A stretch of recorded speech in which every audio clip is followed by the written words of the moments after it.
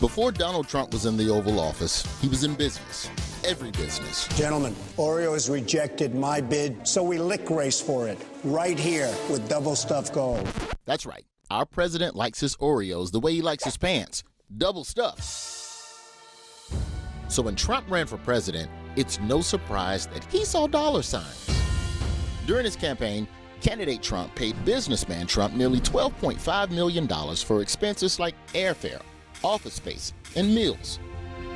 They even dropped $2 grand on Trump Ice, the only bottled water that's 100% Angus beef.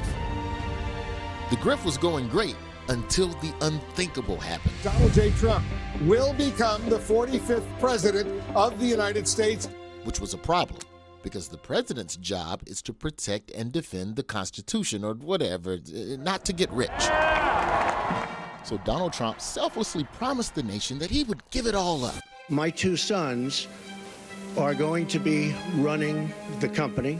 They're not going to discuss it with me. That's right. Trump would part with his precious businesses, and his only consolation? Not having to talk to his sons. But much like those folders, Trump's promise proved to be empty. The president-elect has decided he will not sell his assets or place them in a blind trust. That's where things get conflicts of interest. As president, he's been steering government money to his own companies for the entire time. And that means then to his own pockets. He spends nearly every weekend, as you know, at one of his golf clubs. Secret Service, they don't stay for free. He charges them to stay there. Federal spending records show the taxpayers have paid Trump's businesses more than $900,000 just since he took office. Getting paid for vacations? This dude's a damn Instagram model. According to Eric Trump, who is officially running the family business while daddy focuses on the good of the country, the Trump organization only charges the Secret Service, we charge them like, $50.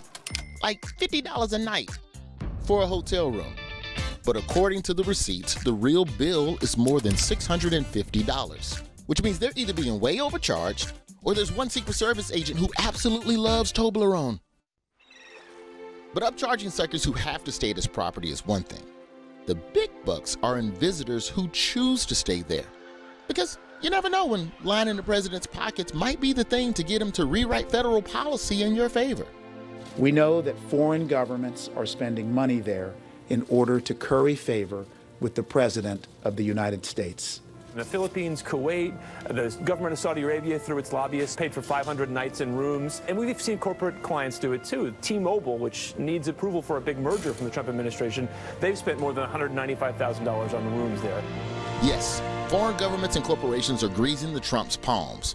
And from the looks of it, greasing their hair and faces too. Of course, Trump isn't the only one winning here. The president's financial entanglements with foreign governments have given Americans something better than money: the opportunity to learn what the emoluments clause is. Emolument is basically a payment. Yes, according to so-called lawyers familiar with the so-called Constitution, receiving money or gifts from foreign governments is illegal. But on the other hand, you people with this phony emoluments clause can't argue with that.